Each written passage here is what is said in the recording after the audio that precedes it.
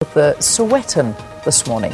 So this morning the Sweatin has a photograph just on the top of the page. It's a really sad picture actually. Boys attempt to bry a pigeon led to 2 classrooms being burnt down at Botleng Secondary School in Dalmas, and they've got a big write-up about this particular incident in Dalmas inside the newspaper, and it's just such a sad situation.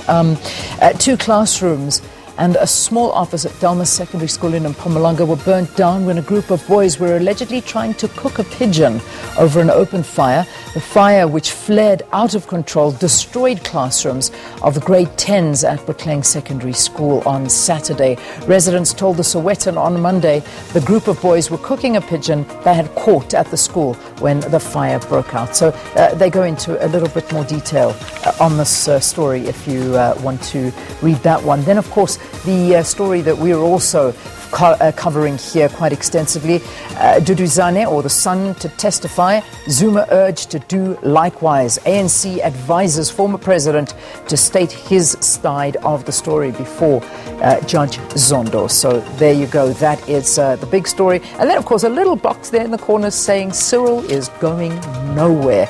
And that's after reports over the weekend saying that there is a plan to get rid of Cyril Ramaphosa, or to oust him, our president. The outcomes of the ANC's Nasrec elective conference that elected Cyril Ramaphosa as the party's president stands, and nobody will succeed in challenging it. Those are the words of Zizi Kodwa after he heard what had happened over the weekend, speaking on behalf of the ANC. Okay, I think we move on to the Citizen. Yeah, Citizen is up next. Different photograph. A happy photograph of our president. He's kicking a ball. On the ball, President Cyril Ramaphosa at the ITU Telecom World 2018 opening ceremony in Durban on Sunday. It's an occasion for government and industry leaders to discuss development through information and communication technologies. However, of course, the Citizen have taken a big spin on that picture, saying, "Give comrades the boot.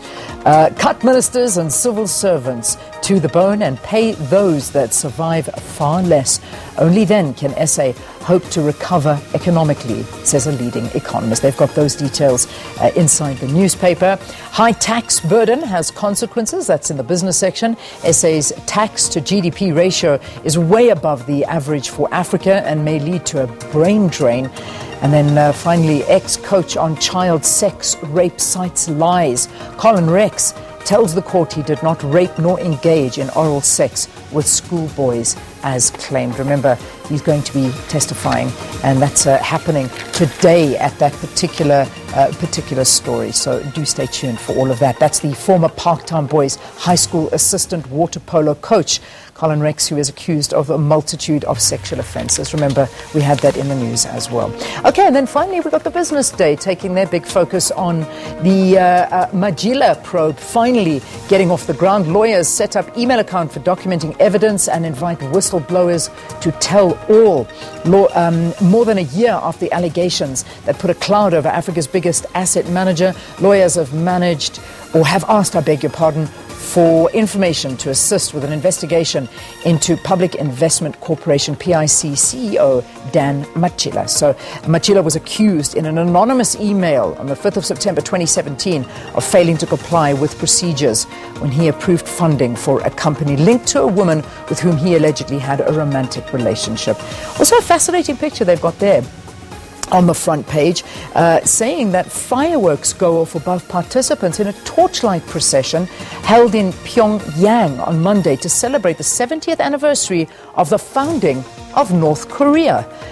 So North Korea held a military parade on Sunday, but refrained from showing off intercontinental ballistic missiles that have led to it being with international sanctions. So that's the front page of the Business Day. And of course, also focusing in on the Free State shelling out 79 million to the Gupta media houses.